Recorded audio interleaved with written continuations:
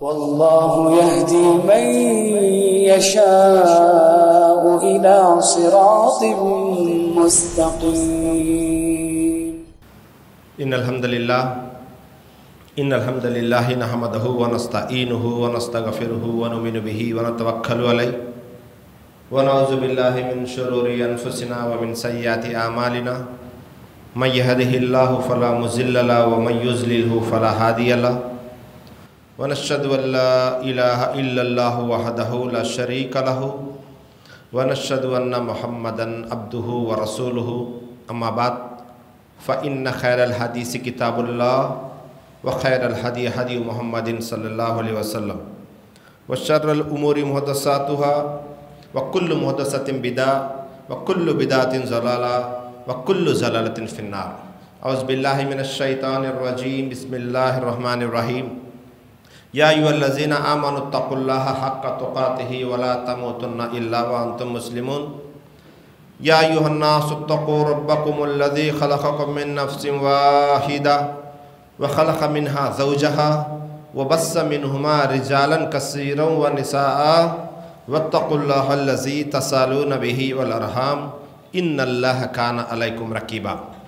يا أيها الذين آمنوا اتقوا الله وقولوا قولا سديدا يصلح لكم أعمالكم ويغفر لكم ذنوبكم ومن يطع الله ورسوله فقد فاز فوزا عظيما.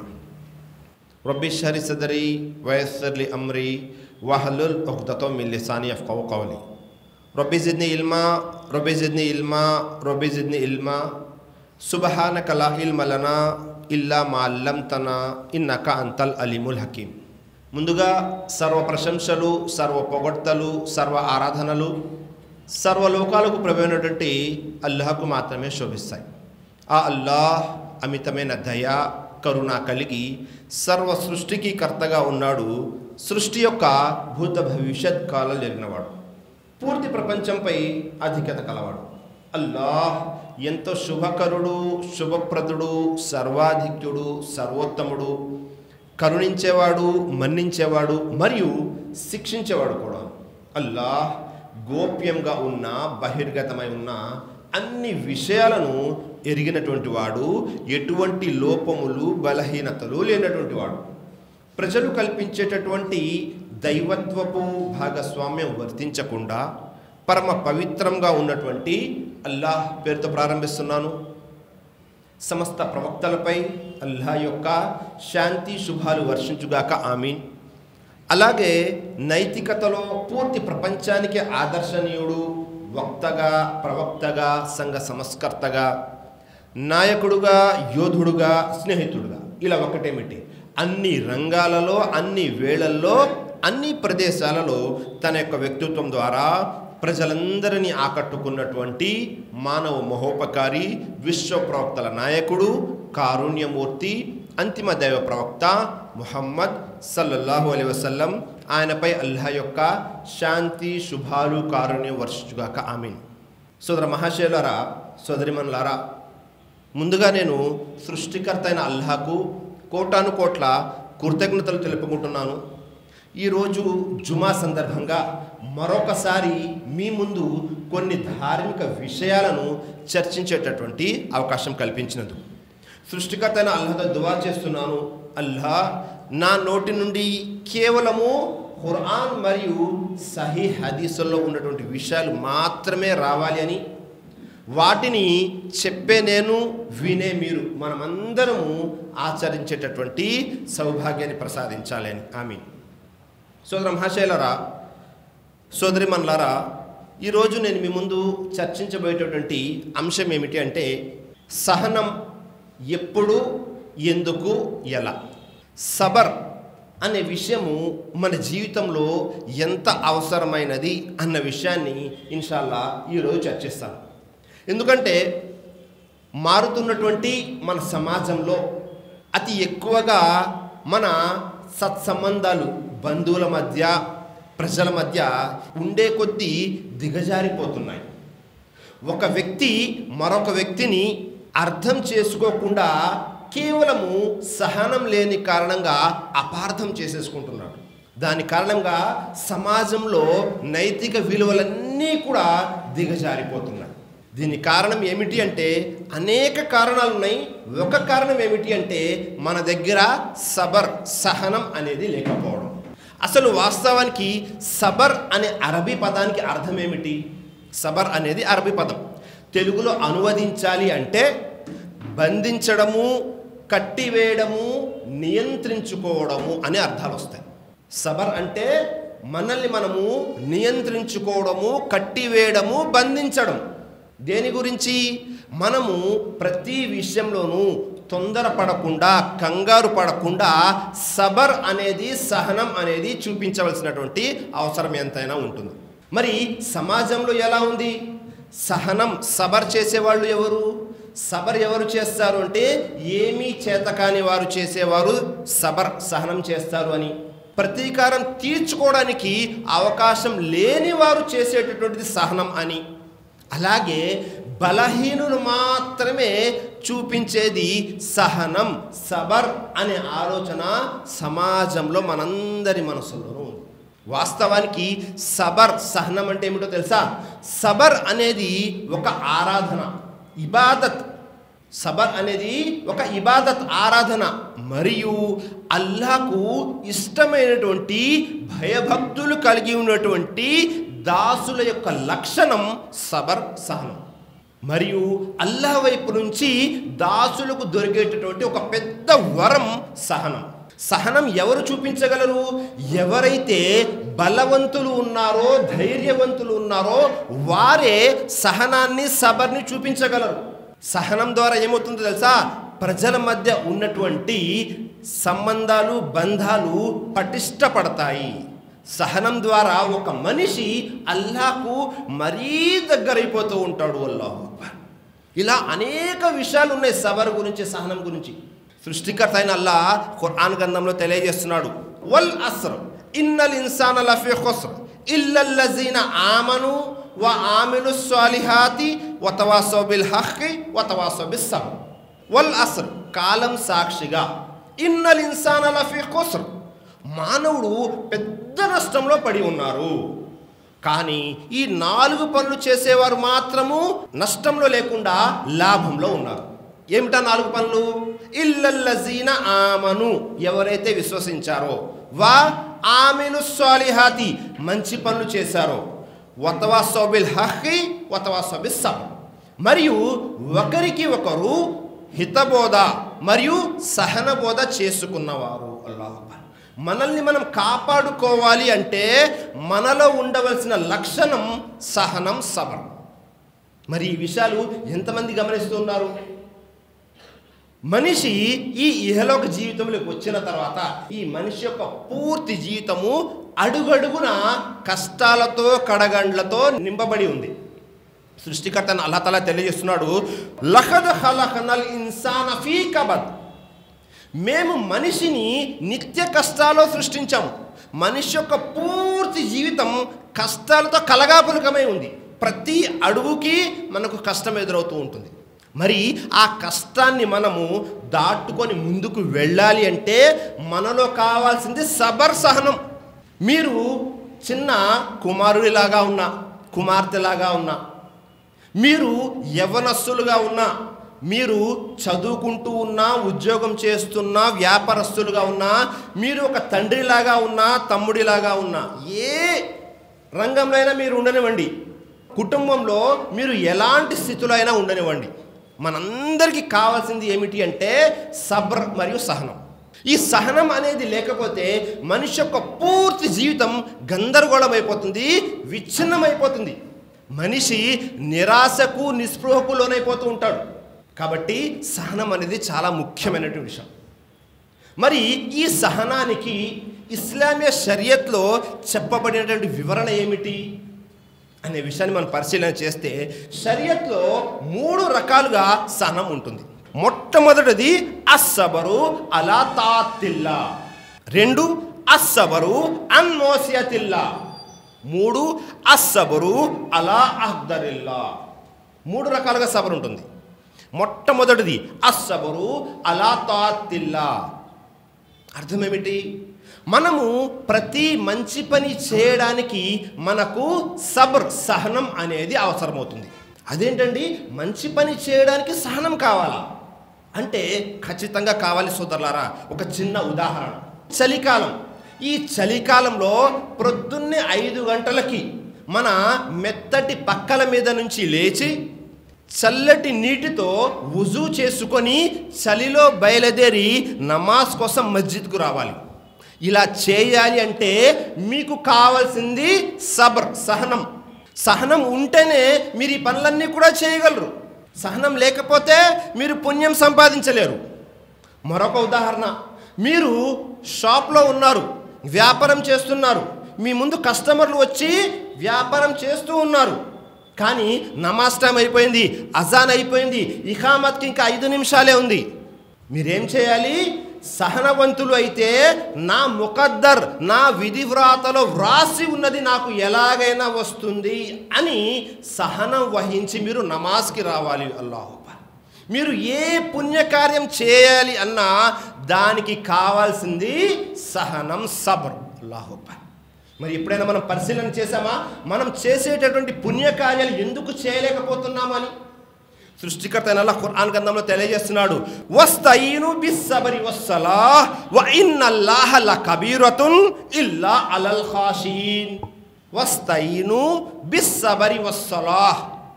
మీరు సహనం ద్వారా, నమాజ్ ద్వారా అల్లాహ్ యొక్క సహాయాన్ని అర్థించండి. చూడండి, ఇక్కడ కూడా ముందు ఏం చెప్పబడింది? బిస్సబరి. సబర్ అనేది ముందుగా తెలపడం జరిగింది. మనం నమాజ్ చేయాలి అంటే దానికంటే ముందు సహనం కావాలి మనకు. ఈ నమాజు సహనము ఎలాంటి విషయాలు అంటే ఒకదానికొకటి పూర్తిగా కలిసిపోయినటువంటి విషయాలు. సృష్టికర్త అయిన అల్లాహ్ అందుకే ఖురాన్ గ్రంథంలో సహనం గురించి, సబర్ గురించి దాదాపుగా 100కు పైగా సార్లు ప్రస్తావన చేశాడు. మరి అల్లాహ్ అంటున్నాడు, సహనం ద్వారా, నమాజ్ ద్వారా అల్లాహ్ సహాయం అర్థించండి. ఇది సులువైన పని కాదు, చాలా కష్టమైన పని అంటున్నాడు అల్లాహ్. కానీ ఎవరైతే అల్లాహ్ పట్ల భయభక్తులు కలిగి ఉంటారో వారికి చాలా సులువైనటువంటి పని. చూసారా, ఇది కష్టమైన పనే, సహనము మరియు నమాజ్, ఈ 2 విషయాలు. కానీ అల్లాహ్కు భయపడే వారికి చాలా సులువైనటువంటిది. ఇప్పుడు మన జీవితంలో మనం ఎప్పుడైనా నమాజు చేయటం లేదు, పుణ్యకార్యాలు చేయలేకపోతున్నాము అంటే మొట్టమొదటిది మన దగ్గర సహనం లేదు. రెండో విషయం, అల్లాహ్ పట్ల భయం లేదు, అందుకే మనం నమాజ్కి రాలేకపోతున్నాం. జుమా రోజు ఖతీబ్ ఎవరైతే ఉన్నారో మెంబర్ ఎక్కక ముందు నమాజ్కి రావాలి అన్న సంగతి అందరికీ తెలుసు. కానీ ఎంతమంది వచ్చారు? ఈరోజు ఫజర్ నమాజ్ ఎంతమందిది జమాత్తో అయ్యింది మస్జిద్లో? 1 2 3 4 5 అయిపోయింది. మనం పుణ్యకార్యాలు చేయలేకపోతున్నామంటే దాని అర్థం ఏమిటో తెలుసా? మన దగ్గర సహనం, సబర్ అనేది లేదు, అల్లాహ్ పట్ల భయభక్తులు అనేవి లేవు. అల్లాహ్. అందుకే దైవప్రవక్త ముహమ్మద్ సల్లల్లాహు అలైహి వసల్లం తెలియజేశారు, వస్సలాతు నూర్. నమాజ్ అనేది నూర్, కాంతితో పోల్చడం జరిగింది. మరియు వస్సబరు దియా, సబర్ అనేది వెలుగుతో పోల్చడం జరిగింది. అల్లాహు అక్బర్. నమాజ్ అనేది నూర్ అయితే సబర్ అనేది కాంతి, వెలుగు.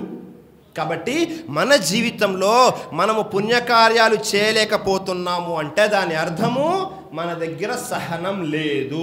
ఈ విషయాన్ని గుర్తుపెట్టుకోండి. రెండవ రకం, అస్సబరు అన్ మోసియతిల్లాహ్. మనము పాపకార్యాల నుండి, చెడు పనుల నుండి మనల్ని మనము నియంత్రించుకోవడము. మన జీవితంలో ఎక్కువగా చెడు జరుగుతూ ఉంది. ప్రతిరోజు ఈ తప్పు చేయకుండా ఉందాము, ఈ పొరపాటు జరగకుండా చేద్దాము అని అనుకుంటున్నాము, కానీ అయిపోతుంది. మనల్ని మనం నియంత్రించుకోలేకపోతున్నాము. ఎప్పుడైతే మనిషి ఈ రంగురంగుల ప్రపంచంలోకి వచ్చాడో, ఇక్కడ ఉన్నటువంటి అందచందాలకు ఆకర్షితుడయ్యాడో, అప్పుడు మనిషి యొక్క మనసు చెడుకై ప్రేరేపిస్తూ ఉంటుంది. ఇది మనిషి నైజంలోనే ఉంది. శైతాను కూడా మిమ్మల్ని ఒక పక్క నుంచి ప్రోత్సహిస్తూ ఉంటాడు, చెడు చేయండి, చెడు చేయండి అని. మనిషి యొక్క మనసులో చెడు ఆలోచన రావడం సహజం. చెడు ఆలోచన ఖచ్చితంగా మనిషికి వస్తుంది. కానీ మనము ఎంతవరకు నియంత్రించుకుంటున్నాము? నియంత్రించుకోలేకపోతున్నాము అంటే మన దగ్గర సహనం లేదు. చిన్న ఉదాహరణ, ప్రతి ఒక్కరి చేతుల్లో మొబైల్ ఉంది. ఈరోజు పిల్లలైనా, పెద్దలైనా, ఆడవాళ్ళైనా, మగవాళ్ళైనా, ఎవరైనా సరే ప్రతి ఒక్కరి చేతిలో మొబైల్ ఉంటే మీరు ఒంటరిగా ఉన్నప్పుడు ఆ మొబైల్ని, ఆ ఫోన్ని మంచిగా ఉపయోగిస్తున్నారా, చెడుగా ఉపయోగిస్తున్నారా? పరిశీలన చేయండి. మీరు ఒకవేళ మంచిగా ఉపయోగిస్తూ ఉంటే అల్హమ్దుల్లా, ఎలాంటి సంకోచము లేదు, ఎలాంటి సందేహము లేదు, మీరు సరైన మార్గంలో ఉన్నారు. ఒకవేళ చెడుకై ప్రేరేపిస్తూ, చెడుకై వాడుతూ ఉంటే అప్పుడు మాత్రము మీరు నష్టపోయే వారిలో ఉంటారు. మీరు చెడు చేస్తున్నారంటే దాని అర్థం ఏమిటో తెలుసా? మీ దగ్గర సహనం లేదు. ఉదాహరణకి అల్లా మీ తఖ్దీర్లో ఒక సొంత ఇల్లు కొనాలి అని వ్రాసి పెట్టాడు. కానీ మీరు సహనం లేని కారణంగా నేను ఎలాగైనా ఈ సంవత్సరంలోనే 2023లోనే సొంత ఇల్లు కట్టేయాలి అని ఏం చేస్తారు? హలాల్ దారి కాకుండా హరాం దారిలోకి వెళ్ళి దాన్ని కట్టేస్తారు. సహనం లేదు మీ దగ్గర. అల్లా రాసి పెట్టింది ఎలాగైనా జరుగుతుంది. సహనం చూపిస్తే హలాల్ దారిలో వస్తుంది, సహనం చూపించలేకపోతే హరాం దారిలోకి వెళ్ళిపోతారు. అందుకే సృష్టికర్త అయిన అల్లా ఖురాన్ గ్రంథంలో తెలియజేస్తున్నాడు, ఇన్నల్లాహ మాస్సాబిరీన్, సహనం చూపించే వారికి అల్లాహ్ యొక్క కారుణ్యం తోడుగా ఉంటుంది. అల్లాహు అక్బర్. మిమ్మల్ని మీరు చెడు నుండి ఆపుకోగలిగారు, కాపాడుకోగలిగారు అంటే దాని అర్థం ఏమిటో తెలుసా? మీరు అల్లాహ్ యొక్క కారుణ్యంలో ఉన్నారు అని అర్థం. మీరు చెడు చేసేస్తున్నారు అంటే మీ మీద అల్లాహ్ కారుణ్యం లేదు అని అర్థం. 2 విషయాలు. 3వ విషయము చాలా ముఖ్యమైనది. అస్సబరు అలా అఖ్దరిల్లాహ్, అల్లాహ్ యొక్క తఖ్దీర్ మీద సహనం వహించడం. అల్లాహ్ యొక్క తఖ్దీర్, ముఖద్దర్ ఏదైతే ఉందో దాని మీద సహనం వహించడం, ఇది చాలా ముఖ్యమైనది, చాలా వివరణతో కూడుకున్నది. ఈ తఖ్దీర్లోనే 2 భాగాలు ఉన్నాయి. మొట్టమొదటిది అల్లాహ్ వైపు నుంచి వచ్చేటటువంటివి, సహజంగా జరిగేవి. 2 ప్రజల వైపు నుండి వచ్చేవి. అల్లాహ్ వైపు నుండి వచ్చేవి అంటే ఏమిటి? అల్లాహ్ వైపు నుంచి ఒక పెద్ద భూకంపం వచ్చి మీరు నష్టపోయారు, దాని మీద సహనం వహించాలి. అల్లాహ్ వైపు నుంచి చిన్నపిల్లలకు వారి యొక్క తల్లి తండ్రి ఇద్దరూ అల్లాహ్ తీసేసుకున్నారు, మరణాన్ని ప్రసాదించేశాడు, వీరు యతీమైపోయారు, అనాథలైపోయారు. ఇలా అల్లాహ్ వైపు నుంచి ప్రజల యొక్క ప్రమేయం లేకుండా జరిగే వాటిపై సహనం వహించడం, ఇది చాలా ముఖ్యమైనది. ఎందుకని ప్రతి ఒక్కరు కూడా తొందరపాటులో సహనం లేకుండా ఏమంటారో తెలుసా? మనం వింటూ ఉంటాం సమాజంలో, అల్లాహకు ఎవరూ దొరకలేదా, నా కుమారుడే దొరికాడా, నేను ఇంత మంచిగా ఉన్నప్పటికీ నష్టమంతా నాకే జరుగుతుంది ఎందుకని అని మనము మన నోటిని అదుపులో పెట్టుకోకుండా చెప్పేస్తూ ఉంటాము. మరొక ముఖ్యమైనటువంటి విషయం అదేమిటో తెలుసా?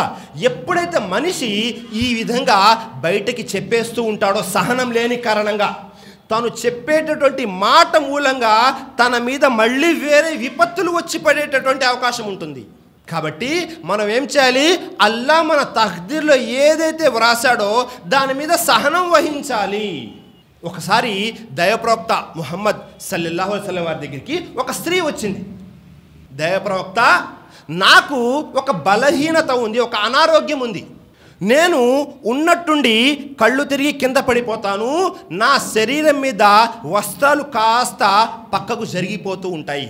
ఉదాహరణకు చెప్పాలంటే ఫిట్స్ రోగం అనుకోండి, ఫిట్స్ వ్యాధి ఏదైతే ఉందో ఆ వ్యాధి ఉంది, మీరు నా గురించి దువా చేయండి ప్రవక్త అని అడగడం జరుగుతుంది.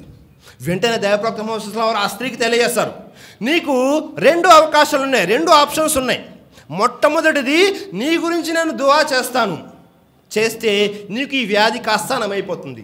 లేదా ఈ వ్యాధి అల్లాహ్ వైపు నుంచి వచ్చింది కాబట్టి నీవు సహనం వహిస్తే నీకు స్వర్గం యొక్క శుభవార్తను ఇస్తాను. అల్లాహు అక్బర్.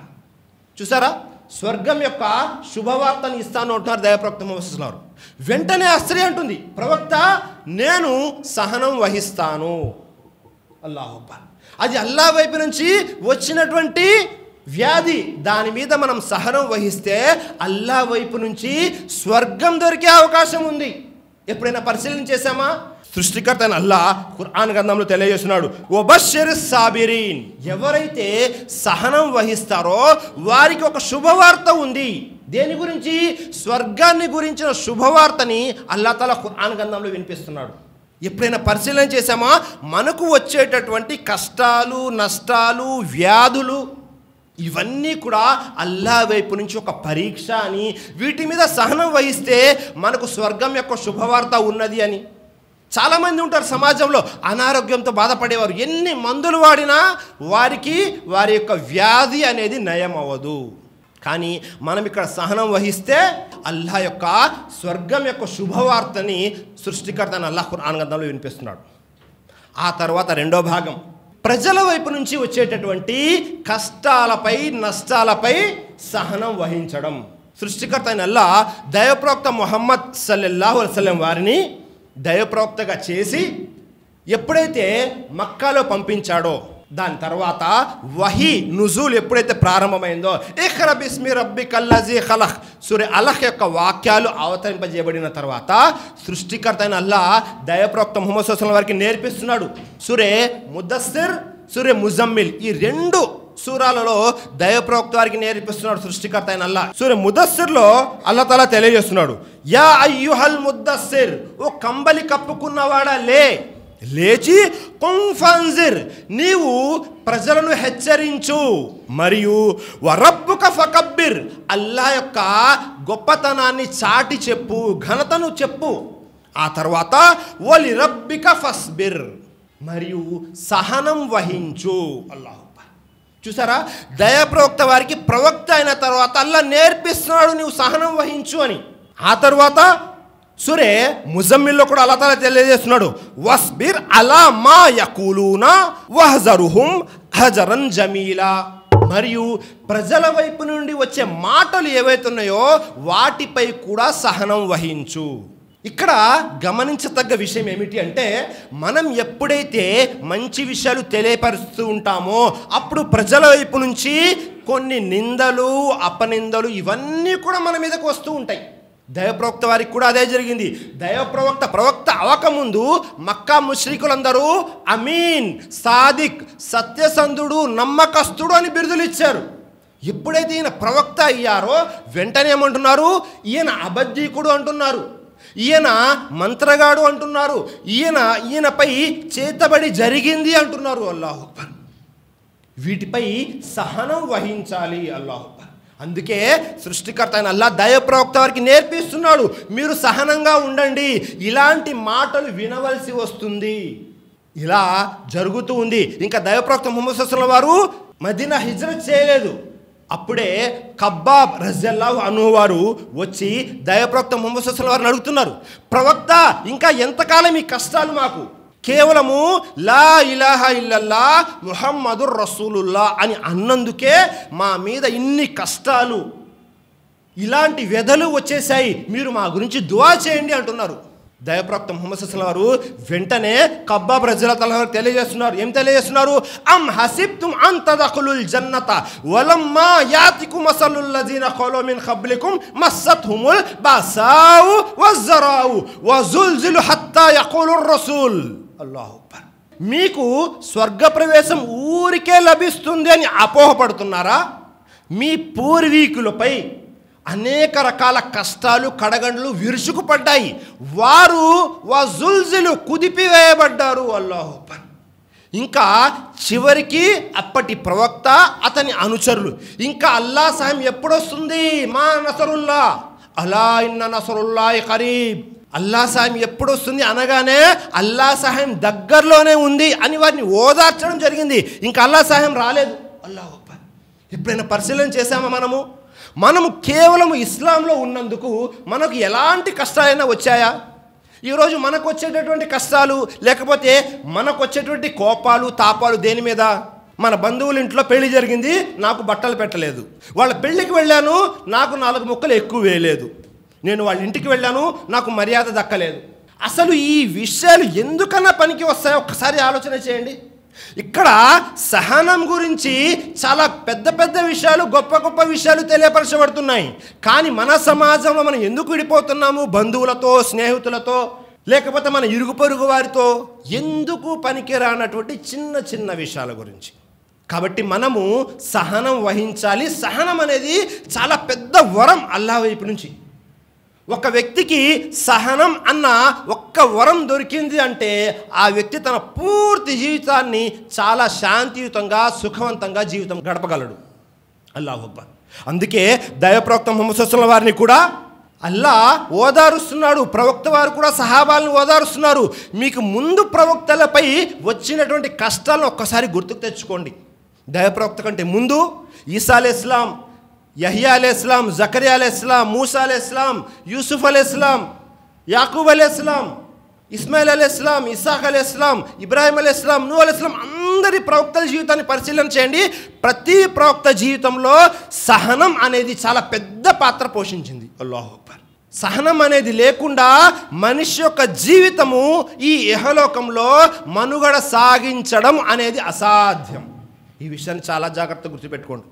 ఒక్కొక్కసారి ఏమవుతుందో తెలుసా, మీరు ఏ తప్పు చేయకుండా కూడా మీ మీద నింద వస్తుంది, మరియు మీరు శిక్ష అనుభవించవలసి వస్తుంది. మీరు ఏ తప్పు చేయలేదు. యూసుఫ్ అలైహిస్సలాం ఏ తప్పు చేయలేదు, అయినా చాలా సంవత్సరాల వరకు కారాగారంలో ఉండవలసి వచ్చింది. ఆయన యొక్క అపరాధం ఏమిటంటే ఆయన నిరపరాధి, ఏ తప్పు చేయలేదు. యూసుఫ్ అలైహిస్సలాం బయటికి వచ్చిన తర్వాత ఆయన తెలియజేస్తున్నారు, ఇన్నహు మయ్యత్తకి వయస్బిర్ ఫఇన్నల్లాహ లా యుదీఉ అజ్రల్ ముహసినీన్. ఎప్పుడైతే ఆయన మీద నింద పడిందో ఆయన ఏం చేశారు, ముత్తకి అల్లా పట్ల భయభక్తులు కనబరిచారు మరియు సహనం వహించారు. అదే తెలియజేస్తున్నారు. అసలు విషయం ఏమిటి అంటే, ఎవరైతే అల్లాకు భయపడతారో సహనం వహిస్తారో అలాంటి వారి ప్రతిఫలాన్ని అల్లాహ్ వృధాగా పోనివ్వడు. మన సమాజంలో కూడా కొంతమంది మస్జిద్ యొక్క జిమ్మెదారులు ఉంటారు, బాధ్యతదారులు, లేదా ఏదైనా సంస్థలకి లేదా సమాజంలో ఏదైనా సంస్థలకి బాధ్యతదారులుగా ఉంటారు. వారు ఏ తప్పు చేయరు, కానీ అనుకోకుండా ఒక వార్త బాగా వైరల్ అయిపోతుంది. ఏమిటది? వీరు ఆ కారాగారం నుంచి తమ సొంత ఖర్చుల కోసం వాడుకున్నారు.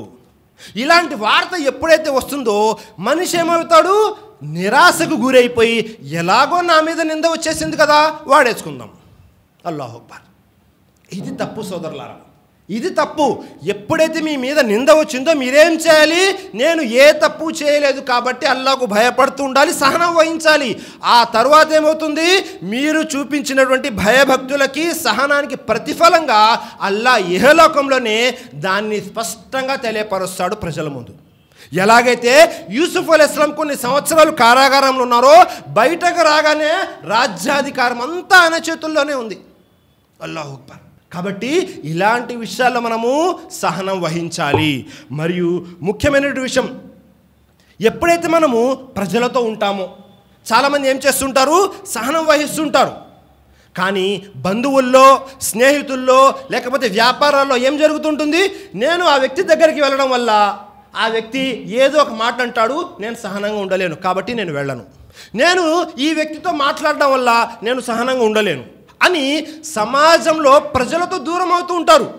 కానీ దైవప్రవక్త ముహమ్మద్ సల్లల్లాహు అలైహి వసల్లం తెలియజేశారు సహీ హదీస్, ఆ వ్యక్తి ఆ విశ్వాసి కంటే ఈ విశ్వాసి చాలా ఉత్తముడు. ఏ విశ్వాసి కంటే ఏ విశ్వాసి? ఇద్దరు విశ్వాసులే. ఏ విశ్వాసి అయితే ప్రజలతో కలవడం వల్ల వారి యొక్క మాటలపై సహనం వహించకుండా వారికి దూరంగా ఉంటున్నాడో ఆ విశ్వాసి కంటే ఏ విశ్వాసి ప్రజలతో కలవడము, వారు చెప్పే మాటలపై సహనం వహించడము. అల్లాహు అక్బర్. కేవలం ప్రజలతో కలవడం వల్ల వారు ఏదో మాటలు చెప్తారని వారికి దూరంగా ఉంటున్నాడు ఒక విశ్వాసి అతను కూడా. కానీ ఒక విశ్వాసి ఏం చేస్తున్నాడు, ప్రజలతో కలుస్తున్నాడు, వారు చెప్పే మాటలపై సహనం కూడా వహిస్తున్నాడు. ఆ విశ్వాసి కంటే ఈ విశ్వాసి ఉత్తముడు అన్నారు దైవప్రవక్త ముహమ్మద్ సల్లల్లాహు అలైహి వసల్లం. కాబట్టి మనం ఎప్పుడూ కూడా వేరే వారితో మన సంబంధాలని తెగత్రెంపులు చేసుకోకూడదు, సహనం వహించాలి. అది ఎలాంటి విషయమైనా. ఈ విషయం సమాజంలో చాలా తక్కువ మంది చేస్తుంటారు. అందులో నేను ఉన్నాను, మీరు ఉన్నారు. ఎందుకని? మనందరికీ కోపం అనేది ఒక సెకండ్ కంటే తక్కువ టైంలో వస్తుంది, కానీ సహనం అనేది రాదు. సహనం గురించి ఎంత చెప్పినా ఏమంటుంటారు, ఏమి చేతగాని వాళ్ళు చేసేదండి. అతను ఎప్పుడు ఏం చెప్పినా సైలెంట్గా వెళ్ళిపోతూ ఉంటాడు. దాని అర్థం ఏంటి? అతనికి ఏమీ చేత కాదు, అతను చేయలేడు, బలహీనుడు అని అనుకుంటుంటారు. కాదు సోదరులారా, సహనం వహించేవారు అల్లాహ్ దృష్టిలో ధైర్యవంతులు మరియు బలవంతులు, పరాక్రమశాలులు. కాబట్టి ఈ విషయాన్ని గుర్తుపెట్టుకోండి. మరొక ముఖ్యమైనటువంటి విషయం, ఎవరైతే సహనం వహిస్తారో వారికి సృష్టికర్త అయిన అల్లాహ్ ఒక ఖుష్ఖబరి, ఒక బషారత్ను కూడా తెలియజేశారు. సృష్టికర్తను అల్లాహ్ తాలా తెలియజేస్తున్నాడు, ఇన్నమా యువఫస్ సాబిరూన అజ్రహుం బిగైరి హిసాబ్. మీరు చూపించినటువంటి సహనానికి ప్రతిఫలంగా నేను మీకు ఒక శుభవార్తను ఇస్తున్నాను. ఏమిటా శుభవార్త? సలామున్ అలైకుం బిమా సబర్తుం ఫనిఅమ ఉక్బద్దార్. మీరు చూపించినటువంటి సహనానికి రండి, మీకోసమే మేము ఆహ్వానం పలుకుతున్నాము. ఏదైతే సహనం మీరు ఇహలోకంలో చూపించారో దానికి ప్రతిఫలంగా మీరు స్వర్గంలోకి వెళ్తుంటే స్వర్గం యొక్క దైవదూతలు పిలుస్తూ ఉంటారు, సలామున్ అలైకుం అని. అల్లాహు అక్బర్. ఎంత గొప్ప విషయం చూడండి. సృష్టికర్త అల్లాహ్ కూడా తెలియజేస్తున్నాడు, ఇన్ని జజైతుహుముల్ యౌమ బిమా సబరు అన్నహుం హుముల్ ఫాయిజూన్. మీరు ఇహలోకంలో చూపించినటువంటి సహనానికి ప్రతిఫలంగా నేను ఇక్కడ మీకు స్వర్గాన్ని సిద్ధం చేసి ఉంచాను, వెళ్ళండి. అల్లాహు అక్బర్. ఎలాంటి విషయమో చూడండి సహనం.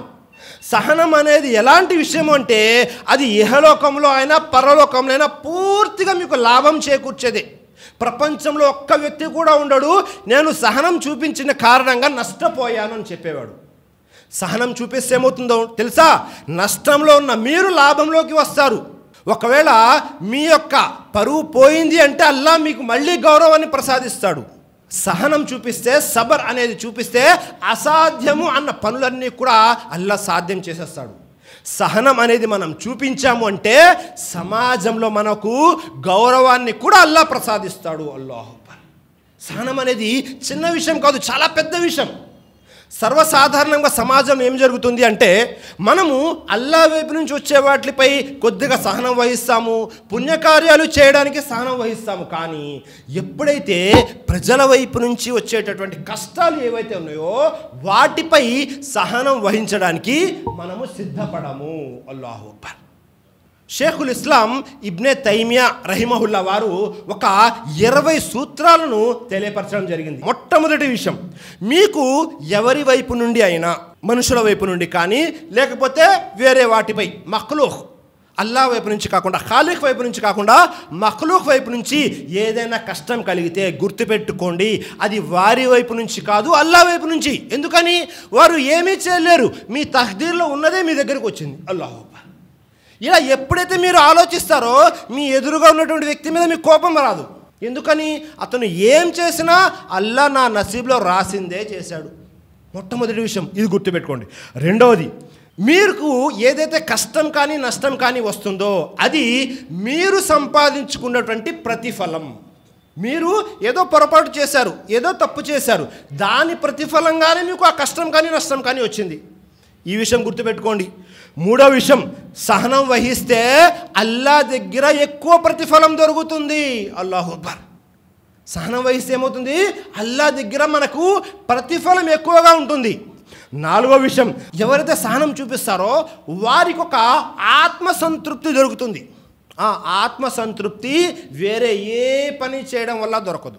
అలాంటి ఆత్మసంతృప్తి కేవలం సహనం ద్వారా దొరుకుతుంది. ఒక రకమైనది, అది మాటల్లో చెప్పలేనిది. ఒక్కసారి మీరు చేసి చూడండి, అలాంటి సంతృప్తి మరి ఏ విషయంలోనూ దొరకదు. ఐదో విషయం, మీరు వారిని క్షమించి వేశారు. ఎవరైతే మీ మీద దౌర్జన్యం చేశారో, నష్టం కలిగించారో, కష్టం కలిగించారో వారిని మీరు క్షమించేశారు, అల్లాహ్ ఏం చేస్తాడు? మీకు గౌరవాన్ని ప్రసాదిస్తాడు. అల్లాహు అక్బర్. ఆ తర్వాత ఆరో విషయం, మీరు ఏ తప్పులు చేయలేదా? మీరు కూడా తప్పులు చేస్తుంటారు. మరి అల్లాహ్ మిమ్మల్ని క్షమించాలని మీరు కోరుకోరా? మరి అల్లాహ్ మిమ్మల్ని క్షమించాలనుకున్నప్పుడు మీరు కూడా మీ పక్కన ఉన్న వారిని క్షమించాలి కదా. ఎవరి ద్వారా అయితే నష్టం జరిగిందో, కష్టం కలిగిందో వారిని మీరు క్షమించాలి. కాబట్టి అల్లాహ్ మనల్ని క్షమించాలి అనుకుంటే మనం కూడా మన ఎదురుగా ఉన్న వారిని క్షమించాలి. ఆ తర్వాత ఏడో విషయం, ప్రతీకారం తీర్చుకోవాలి. ఎవరైనా మీ మీద దౌర్జన్యం చేశారు, సర్వసాధారణంగా ఏమవుతుంది?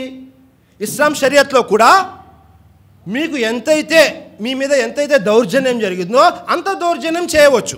ఉదాహరణకి మీ మీద ఎవరైనా చంపదెబ్బ కొట్టారు, మీరు ఏం చేయొచ్చు? అదే విధంగా ఒక చంపదెబ్బ కొట్టచ్చు. కానీ ప్రతీకారం తీర్చుకునే ఉద్దేశంతో ఒకవేళ చంపదెబ్బ కాకుండా ఇంకా పెద్ద విషయం జరిగింది, ఏమవుతుంది? ప్రతీకారం తీర్చుకోవాలి అనే ఆలోచనలో మీరు జీవితం గడుపుతున్నారు, మీ పుణ్యాలన్నీ కూడా వృధా అయిపోతూ ఉంటాయి. ఏమీ రాదు, మీకు ఆ వ్యక్తిని చూడగానే కోపం వస్తూ ఉంటుంది. ఆ కోపంలో మీరు మనసులో ఏదో అనుకుంటారు, మీ పుణ్యం కాస్త పోతూ ఉంటుంది.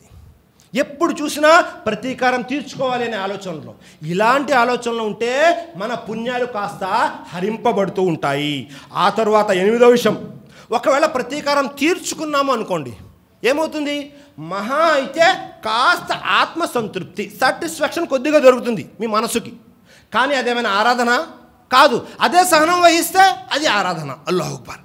అల్లా ఎలాంటి లింక్ పెట్టాడు చూడండి, ప్రతీకారానికి మరియు సహనానికి. మీరు సహనం చూపించారు అంటే అది ఆరాధన. ఆ తర్వాత 9వ విషయం, ఒకవేళ మీకు వచ్చినటువంటి కష్టము ధార్మికంగా అయితే, మీరు ధార్మిక విషయాలు పనిచేస్తూ వెళ్ళారు, దానికి కష్టం వచ్చింది, అయితే దాని మీద మీకు మళ్ళీ సత్కార్యం, మీరు ఏదైతే ఆ కష్టానికి సహనంగా ఉంటున్నారో దానికి పుణ్యం కూడా వస్తుంది. ఒకవేళ అది ప్రాపంచికంగా అయితే మీరు చేసుకున్నది కాబట్టి దానికి ఏమీ ఉండదు. ఆ తర్వాత 10వ విషయం, అదేమిటి? అల్లా ఎప్పుడూ కూడా మీకు తోడుగా ఉంటాడు మీరు సహనం వహిస్తే. అల్లా ఎప్పుడు మీకు తోడుగా ఉంటాడు మీరు సహనం వహించగలిగితే. ఆ తర్వాత 11వ విషయం గుర్తుపెట్టుకోండి, ఈమాన్ అనేది, సబర్ అనేది, శుక్ర్ అనేది, ఇవన్నీ కూడా అల్లా యొక్క సహాయం అందించేవి. ఈమాను, సహనం మరియు శుక్ర్, అల్లాకు కృతజ్ఞత చూపడం, ఇవన్నీ కూడా అల్లా వైపు నుంచి దొరికేటువంటి గొప్ప వరాలు. కాబట్టి ఈ విషయాన్ని గుర్తుపెట్టుకోవాలి. ఆ తరువాత ఒకవేళ మీరు ఎప్పుడైనా ప్రతీకారం తీర్చేసుకున్నారు, అప్పుడు ఏమవుతుందో తెలుసా? మీ మీద మీ మనసు పైచేయి సాధించేస్తుంది. అది అక్కడితో ఆగదు, ఇంకా చేయాలి, ఇంకా చేయాలి. ఉదాహరణకి ఒక వ్యక్తి ద్వారా మరొక వ్యక్తికి ఒక 10,000 నష్టం జరిగింది, మీరు కూడా 10,000 తీర్చుకుంటారా? ఒక్కొక్కసారి ఏమవుతుందో తెలుసా? గొడవ ప్రారంభమైనప్పుడు ఒక వ్యక్తి మరొక వ్యక్తి మీద దౌర్జన్యం చేస్తాడు, ఇతను దౌర్జన్యం చేశాడు, అతను ఆ దౌర్జన్యం అనుభవించినాడు. ఈ గొడవ సమాప్తమయ్యేసరికి అతను ఇతని మీద దౌర్జన్యం చేసేస్తుంటాడు. అల్లాహు అక్బర్. ఎందుకు? ప్రతీకారం తీర్చుకోవాలి అనే ధ్యాసలో ఏమవుతుంది? ఇతను ముందు దౌర్జన్యం చేశాడు, చివరికి అతను దౌర్జన్యం చేసేస్తూ ఉంటాడు. చాలామంది చెబుతూ ఉంటారు, ముందు ఆయనే కదండి గొడవ ప్రారంభించింది, అంటే ఆయన గొడవ ప్రారంభిస్తే మనం ఇష్టం వచ్చినంత దౌర్జన్యం చేయవచ్చా? కాదు సోదరులారా, ప్రతి దానికి ఒక కొలమానం ఉంది ఇస్లాంలో. మీరు ఏ విషయాన్నైనా తీసుకోండి, ప్రతి దానికి కొలమానం ఉంది. ఒకవేళ మీరు దౌర్జన్యం మీ మీద ఎవరైనా చేస్తే ప్రతీకారం తీర్చుకునే అవకాశం ఉంది, ఎంతవరకు అయితే దౌర్జన్యం జరిగిందో. కానీ క్షమించడం అనేది చాలా గొప్ప విషయం, దానివల్ల మీకు పుణ్యం వస్తుంది, అల్లా సహాయం తోడుగా ఉంటుంది. ఆ తర్వాత విషయం ఏంటంటే, మీరు ఏదైతే సమస్యలు ఇరుక్కుపోయారో, కష్టంలో ఇరుక్కుపోయారో, ఎవరైతే దౌర్జన్యం మీ మీద చేశారో, మీరే వారి మీద ప్రతీకారం తీర్చుకోవాలా? మీ వైపు నుండి అల్లా తీర్చుకోవాలా? మీరు సహనం వహించారనుకోండి, ఆ పూర్తి వ్యవహారం కాస్త అల్లా చూసుకుంటాడు, దానికి మీకు సంబంధం లేదు. ఆ ప్రతీకారం తీర్చుకోవడం అనేది అల్లా యొక్క బాధ్యత అయిపోతుంది. కానీ మీరు లేదు, నా వ్యవహారం నేనే చూసుకుంటాను. చూడండి, ఒక వ్యక్తి మీద మీరు ఉండడం మంచిదా, ప్రత్యర్థిగా అల్లా ఉండడం మంచిదా? 14వ విషయం ఏమిటి అంటే, ఒకవేళ మనము సహనం వహించాము, ఎవరైతే మన మీద దౌర్జన్యం చేస్తున్నారు, ఒక్కొక్కసారి ఏమైందంటే మంచివారు కూడా కంగారులో దౌర్జన్యం చేసేస్తారు. మంచివారే కానీ ఏం చేస్తారు? జుల్మ్ చేసేస్తారు వేరే వారి మీద. మీరు సహనం వహించారనుకోండి, వారి మంచివారైతే తర్వాత ఏం చేస్తారు? నేను అనవసరంగా ఆ వ్యక్తి మీద దౌర్జన్యం చేశాను కదా అని సిగ్గుతో తలదించుకుంటారు మంచివారైతే. కాబట్టి వారు మంచివారైతే వారికి అవకాశం ఇవ్వండి. ఏంటి? వారు చేసిన తప్పుపై పశ్చాత్తాపం చెందేందుకు. ఆ తర్వాత 15వ విషయం, ఒకవేళ ఎవరైనా మన మీద దౌర్జన్యం చేస్తూ ఉన్నారు, ఒకవేళ మీరు ప్రతీకారం తీర్చుకున్నారనుకోండి, ఆ దౌర్జన్యపరుడు ఏం చేస్తాడు? ఇంకా ఎక్కువగా దౌర్జన్యం చేసేస్తాడు. అది పెరిగిపోతూ ఉంటుంది. మనకంటే తను శక్తివంతుడు, మనకంటే తను బలవంతుడు, లేదా మనకంటే తను అధికారంలో ఉన్నాడు. తను చేసినటువంటి పనిపై మనం సహనం వహించాము మొదట్లోనే, దౌర్జన్యం పెరగదు. అల్లాహు అక్బర్. ఎంత గొప్ప విషయం చూడండి. ఆ తర్వాత ఈ విషయం, మనసుకి ఒక వ్యాధి అంటుకుంది, లత్ ఒకటి వచ్చేస్తుంది మన మనసుకి. ఏమిటి? ప్రతీకారం తీర్చుకుంటే, ఒక్కసారి ప్రతీకారం తీర్చుకుంటే మీ మనసు ప్రతిసారి చెబుతూనే ఉంటుంది. మీ మనసు మీకు ఎలా చెబుతుంది అంటే, మీరు చేసే దౌర్జన్యం చాలా తక్కువ, ఎదుటివారు చేసింది చాలా ఎక్కువ అని చూపిస్తూ ఉంటుంది. ఒక వ్యాధి అంటుకొని ప్రతిసారి మీరేం చేస్తుంటారు? మీకు ఎదురుగా ఉన్నవారు 5% దౌర్జన్యం చేస్తే మీరు 100% చేసేస్తారు. చేసిన తర్వాత కూడా నేను తక్కువే చేశాను కదా అని అనుకుంటుంటారు. ఒక వ్యాధి వచ్చేస్తుంది మనసుకి. ఆ తర్వాత మీకు ఏదైతే కష్టం నష్టం వస్తుందో దానిపై ఏమవుతుంది, మీ యొక్క ఒక పాపం అనేది అల్లా చెరిపివేస్తూ ఉంటాడు. అల్లాహ్ అక్బర్. ఇంతకంటే గొప్ప వరం ఇంకేం కావాలి చెప్పండి. ఒక పాపాన్ని అల్లా చెరిపేస్తూ ఉంటాడు. ఆ తర్వాత దౌర్జన్యపరుడు మీ మీద ఎంత దౌర్జన్యం చేసినా మనుషులలో అతను ఏం చేస్తుంటాడు, భయపడుతూ ఉంటాడు. మీరు ఎక్కడ అతనికి శాపం ఇస్తారో, ఆ శాపం ఎక్కడ అల్లా స్వీకరిస్తాడో, అతను ఎక్కడ నాశనం అయిపోతాడో అన్న భయంలో ఉంటాడు ఎప్పుడు. అల్లాహు అక్బర్. ప్రతీకారం తీర్చేసుకుంటే ఆ భయం కాస్త పోతుంది ఆ వ్యక్తుల నుంచి. ఆ తర్వాతి విషయం అదేమిటి, అతను ఎప్పుడూ కూడా మీ హక్కులను గుర్తిస్తూ ఉంటాడు. ఎవరైతే మీ మీద దౌర్జన్యం చేస్తుంటాడో ఆ వ్యక్తి ఏం చేస్తుంటాడు, మీ హక్కుల్ని గుర్తిస్తుంటాడు. నేను ఈ వ్యక్తి మీద దౌర్జన్యం చేస్తున్నాను, కానీ అల్లా నాకు ఈ వ్యక్తి మీద కొన్ని హక్కుల్ని పెట్టాడు కదా, దాని గురించి ఏంటి అని భయపడుతూ ఉంటాడు. ఆ తర్వాతి చివరి విషయం ఏమిటి అంటే, మనం సహనం వహిస్తే దానికి ప్రతిఫలంగా అల్లా పుణ్యం ఇస్తాడు, మరియు మన యొక్క స్థాయిని పెంచుతూ పోతాడు. అల్లాహు అక్బర్. అల్లా మనకు పుణ్యాన్ని ఇస్తాడు. ఇది ఆరాధన లోపలికి వస్తుంది, మరియు మన యొక్క స్థాయిని పెంచుకుంటూ పోతుంటాడు. సోదరులారా, అల్లాహు అక్బర్. ఈ సహనం అనేది ఎలాంటి విషయం అంటే, ఒకవేళ ఇది ముస్లింలో కాకుండా ముస్లిమేతరులో ఉన్నా దాని ప్రతిఫలం అల్లా ఇహలోకంలోనే ఇచ్చేస్తాడు. అల్లాహు అక్బర్. సహనం అనేది చాలా పెద్ద విషయము, చాలా గొప్ప విషయము. వీటిని చూపిస్తే మనము మన సమాజంలో ఎవరితోనైనా చాలా ప్రశాంతంగా జీవితం గడపగలం. వారు ముస్లింలైనా, ముష్రికులైనా, మునాఫికులైనా, ఏ మతానికి చెందిన వారైనా, ఎవరితోనైనా సరే సహనం వహించడం ఒక్కటి వచ్చేసింది అంటే మనకు దాదాపుగా అన్ని విషయాలు వచ్చేస్తాయి. సోదరులారా, షేఖుల్ ఇస్లాం ఇబ్నే తైమియా రహిమహుల్లా వారు ఊరికే చెప్పలేదు 20 విషయాలు. అలాగే ఈ 20 విషయాలే కాదు, ఇంకా అనేక విషయాలు ఉంటాయి. మనము ఆలోచన చేయాలి, పరిశీలన చేయాలి. మన జీవితంలో సహనం ఎక్కడ అవసరమవుతుంది మనకు, అది చేశారు అంటే అల్హమ్దులిల్లా, అల్లాహ్ యొక్క సహాయం ఎప్పుడు ఉంటుంది, స్వర్గం యొక్క శుభవార్త కూడా మీకోసం ఉంటుంది. కాబట్టి సృష్టికర్తను అల్లాహ్తో దుఆ చేస్తున్నాను, అల్లాహ్ ఇక్కడ చెప్పినటువంటి విషయాల్లో మంచి విషయాలు ఖురాన్ మరియు సహీ హదీస్ల ప్రకారం ఏవైతే ఉన్నాయో వాటన్నిటినీ మేమందరము ఆచరించేటటువంటి సద్బుద్ధిని, సౌభాగ్యాన్ని ప్రసాదించుగాక. ఆమీన్. అలాగే ఇక్కడ ఉన్నటువంటి వారిలో అనారోగ్యంతో బాధపడుతున్నారో అల్లాహ్ వారికి మంచి ఆరోగ్యాన్ని ప్రసాదించుగాక. ఆమీన్. అలాగే ఇక్కడ ఉన్నటువంటి వారిలో ఎవరైతే అప్పుల బాధతో బాధపడుతున్నారో అల్లాహ్ వారి అప్పులు తీర్చేటటువంటి మంచి మార్గాన్ని సులభతరం చేయి. ఆమీన్. మా అందరికీ కూడా సహనం అనే ఒక గొప్ప వరాన్ని ప్రసాదించు అల్లాహ్. ఆమీన్. వాఖిరు దావానా అనిల్ హమ్దులిల్లాహి రబ్బిల్ ఆలమీన్. అస్సలాము అలైకుం వరహ్మతుల్లాహి వబరకాతుహు.